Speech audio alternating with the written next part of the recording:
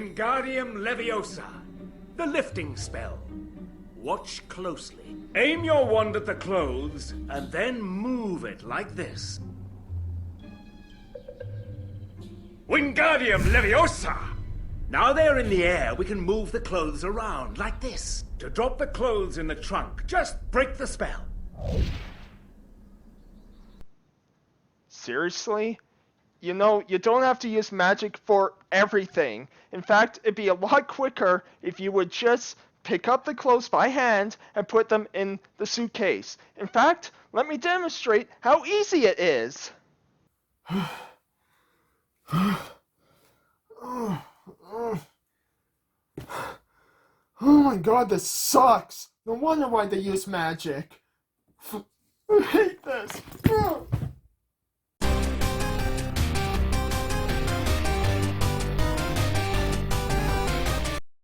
Hello everyone, thanks for watching till level here as are you ready for another heart-pounding, exciting game pickups video? I am. Okay, let's forget about it and just start. So yeah, got quite a few pickups here, probably about 20 to 25-ish. As yeah, got a ton of Harry Potter games, like so many that I was missing and so cheap. So yeah, we'll start with that and let's actually do the same game all at once, and that's Harry Potter and the Philosopher's Stone on Game Boy Color, PS1, and then, yeah, just have the disc only on original Xbox. So we'll start with the classic PS1 version. So yeah, what was unique about the Harry Potter games on console is they were all different. Actually, console, PC, whatever, like they were all completely different. And yeah, I never owned this game as a kid, but you know, I did play it before, and yeah, just a lot of fun. A lot of the Harry Potter games back then, like the old ones, were a lot like Zelda titles where you would kind of, you know, do these classes and, you know, sometimes get thrown into a dungeon and then you get new spell to learn, which very similar to Zelda of, you know, getting a new weapon, item, all that to progress through the dungeon and fight a boss and all that. So yeah, really cool though. Hogwarts, man, they're going to have lawsuits on their hands. I mean, all this fire that I have to jump through and all that, like, man, that's just rough. Then we'll talk about the Game Boy Color one, which I also have, the Chamber of Secrets Game Boy Color. I wanted to bring this up because both games are practically the same. I'm just going to show footage for first game here, Philosopher's Stone or Sorcerer's Stone, whatever you want to call it. But yeah, and what I loved about these ones, again, didn't own them, but one of my best friends did, as they're RPGs, turn-based RPGs. Now, they're not the most in-depth. You only get to play as Harry in both of them, and yeah, but I love my JRPGs, right? So to have something like that, it's just a ton of fun. So yeah, really cool to have those. And then finally, yeah, got Philosopher's Stone, original Xbox. Oh no, this one's called Sorcerer's Stone. So dumb why they changed it, because they thought like over like North America and all that, kids wouldn't want to read something called the Philosopher's Stone. But anyways, yeah, this is a remake of, yeah, Philosopher's Stone and all that. And it's a bit weird because, you know, it came out in 2003, so it was a remake of a 2001 game, so why was it remade like that? And it's because, you know, the movies, they tried to release the games with the movies, and because there wasn't one in 2003, they remade the first one using pretty much every asset from Chamber of Secrets. It's a lot of fun, bit of a lazy remake and all that, because yeah, it just uses pretty much, it's Chamber of Secrets almost identical, just with a few plot points changed here and there.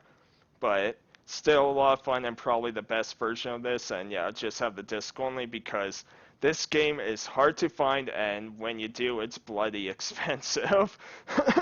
So, disc, I found someone on eBay selling it for very cheap, so picked it up, and yeah, a lot of fun. Okay, stop getting tangled on my chair.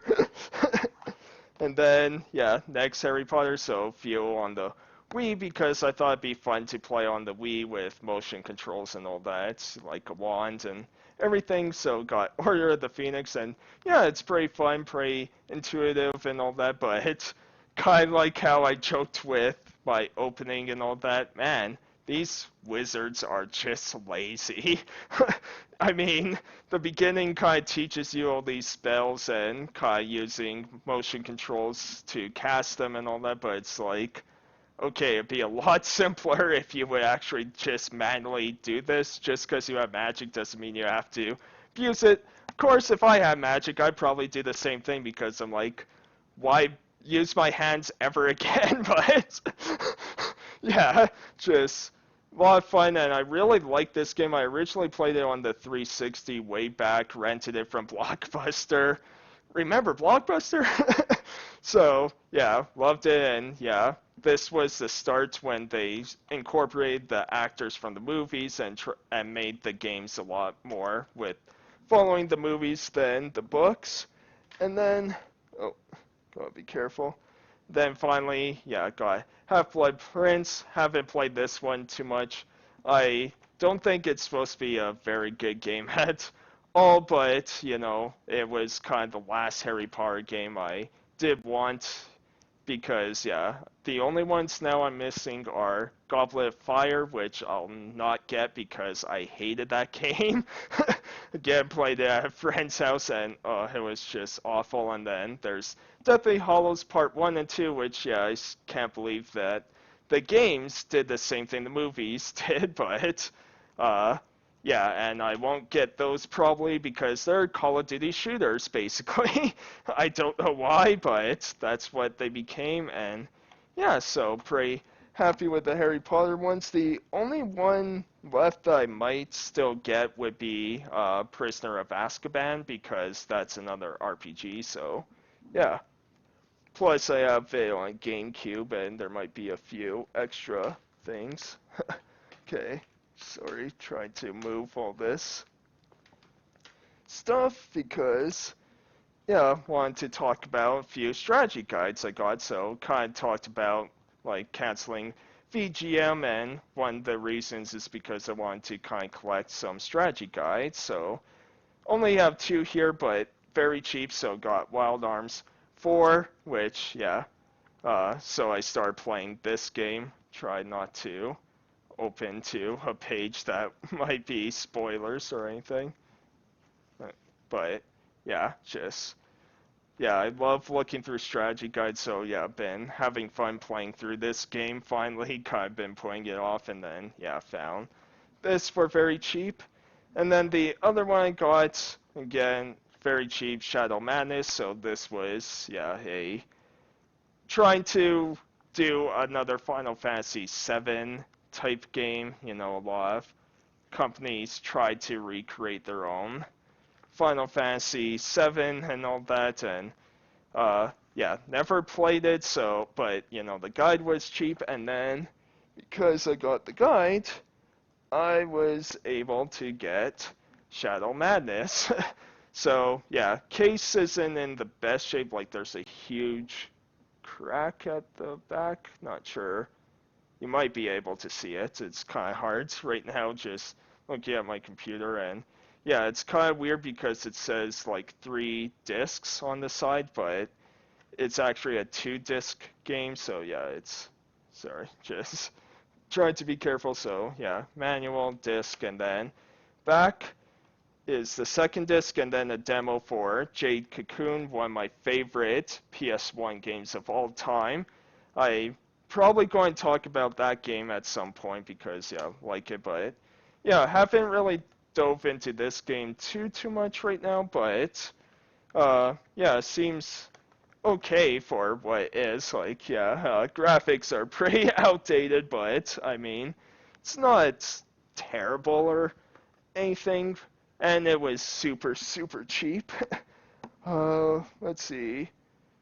Yeah, let's do the handheld. So, got import here called Megami Tensei Last Bible 2, so part of the Shin Megami Tensei games, and didn't even hear about this. I just picked it up because, excuse me, because I like the series so much, right? So, kind of just picked it up and uh, yeah, it seems alright. Like, I haven't added English patch yet to it, but will at some point when I actually play it. But it seems like a toned down version of, yeah, the Tensei games, and yeah, because I'm guessing it's more geared towards kids and all that, but another RPG, so I think I'll have fun with that.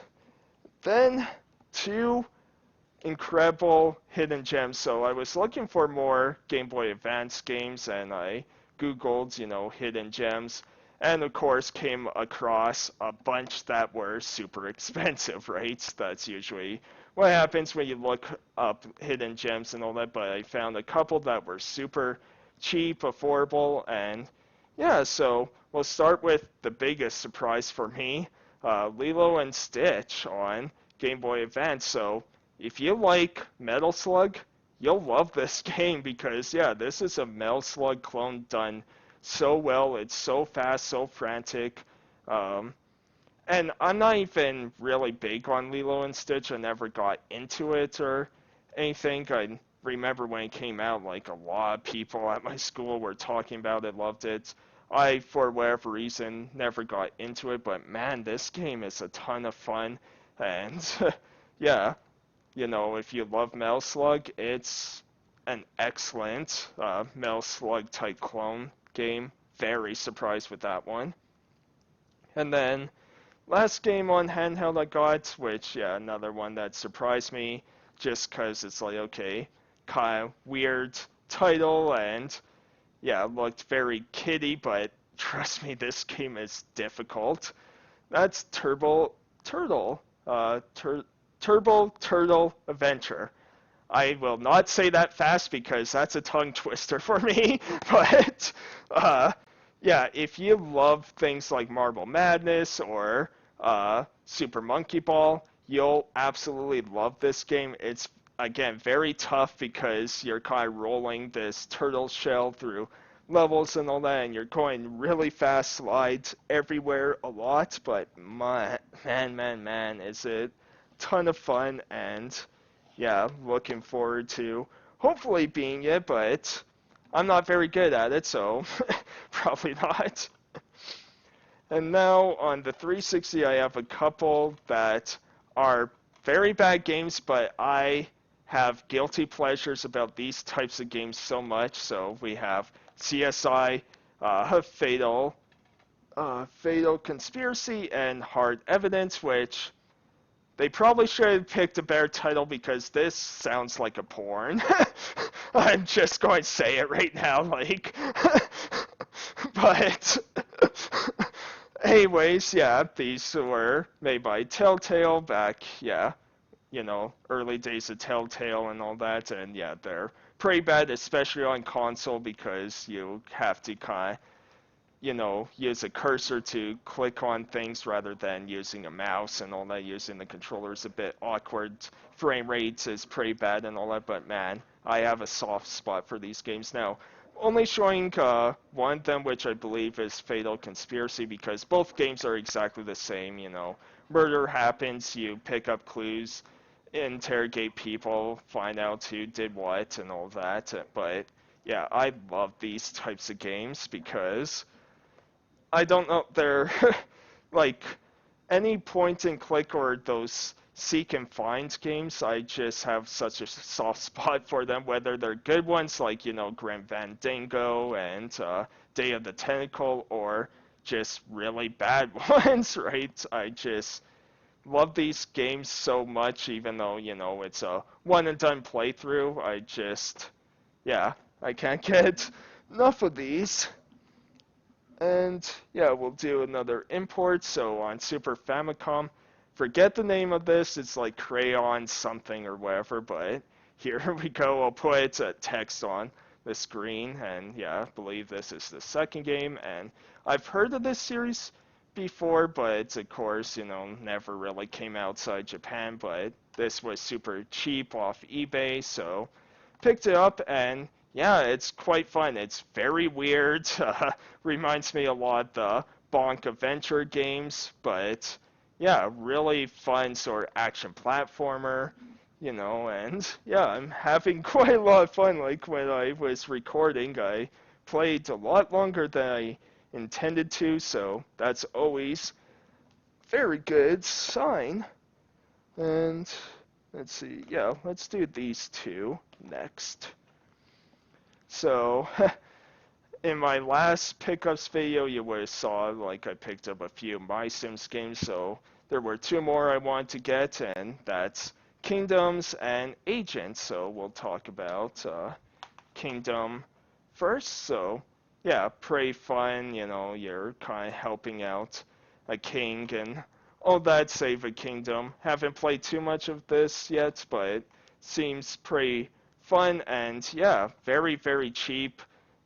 I like The Sims, and this kind of spin-off My Sims series is pretty fun. And then, yeah, we got My Sims Agents, so yeah, this reminds me a lot, at least the early parts. Again, haven't played too much. I'm guessing, yeah, actually become an agent, get gadgets and all that, especially looking at the back. But yeah, reminds me quite a bit the early parts of Detective Pikachu. You're kind of just talking to people and figuring out clues. It's very simple at first, and I laugh because I named my guy Not a Spy, so really laughed out loud when this girl just came bursting in saying, "Not a spy, not a spy." So, yeah, just a lot of fun. And yeah, if you like The Sims or just other simulation games, these My Sims ones on the Wii are pretty decent. Really like them.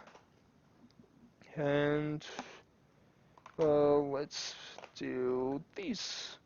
So yeah, we'll talk about this one first. So we have Divinity 2, yeah, the Dragon Knight Saga.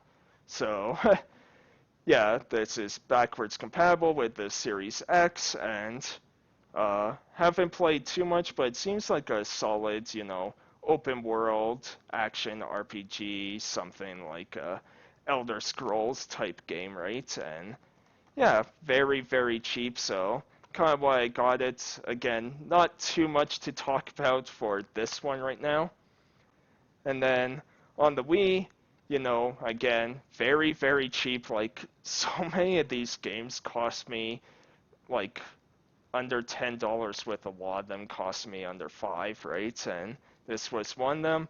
And, on the Wii, it's always hit or miss with kind of shovelware, but yeah, I wanted to pick this up, and it's order up. So yeah, this is a very fun, simple kind of cooking game where, yeah, you're running a restaurant and you have to, use motion controls to do certain uh, things. Like if you're using lettuce, you have to peel the lettuce and all that, so you kind of swipe the Wii remote one way. And yeah, it's not super in-depth because you don't get to really get a lot of creativity with your restaurant. You don't get to put prices up or do too much in that aspect of customization, but overall, every now and then it's a fun game to play for like 10, 20 minutes. So, yeah, really cool. And let's see.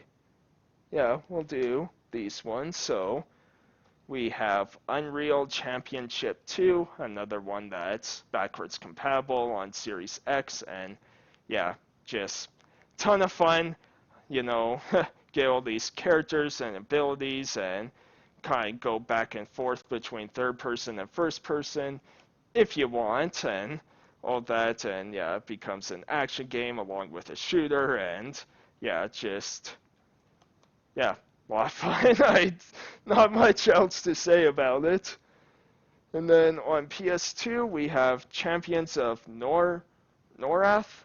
So this was suggested to me by someone. I'll put kind of their comment on screen right now. I'm sorry I forgot your name, but when I did PS2 collection video, yeah, got a comment saying like, if you like RPGs, pick this up, and yeah, really cool top-down hack and slash RPG, and yeah, if you have friends, like it's probably even better, and yeah, so really cool, and thank you very much. This is why I love the community, because you get all these suggestions, you kind of look them up, and it's like, yeah, I probably enjoy that.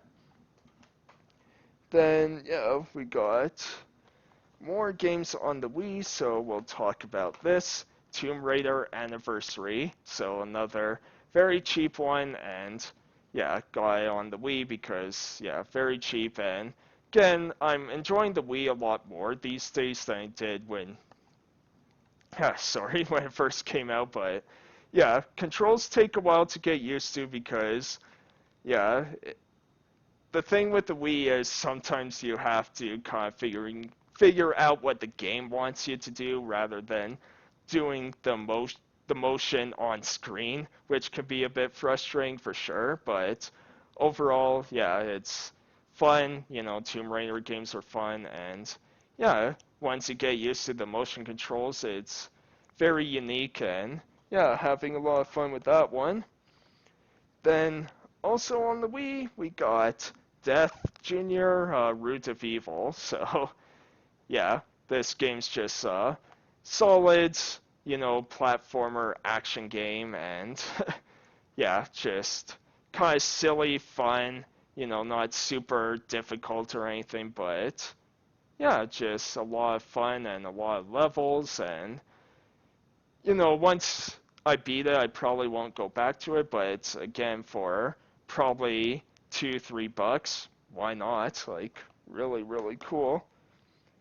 Then a few months ago, I talked about getting Spectrobes, so I got the last two Spectrobes, the original on DS, and then Spectrobes Origins. So, uh, yeah, I'm not sure. Okay, yeah, this just has manual and game. I know the sequel on DS has like cards or whatever, and then yeah, Spectrobes Origin. So I'm only going to show gameplay for the Wii one, just because both games are pretty similar, and also yeah, I just enjoy playing. I'm enjoying playing Origins right now. That's what I am playing, and yeah, very solid Pokemon series where you kind of get these Spectrobes, have them fight for you, and yeah, just I like my Pokemon clones, right? And this one was really able to stand out. I wish there was a bit more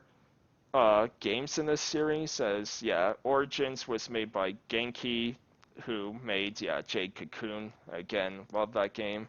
And then the first two I think were made by Jupiter, but yeah, it's too bad there weren't more of these because yeah, this was Disney Interactive, which I think is the first original Disney interactive game they made. You know, that wasn't licensed or anything, so pretty cool. And yeah, highly recommend these games because again, they're so cheap and a lot of fun to play if you like Pokemon.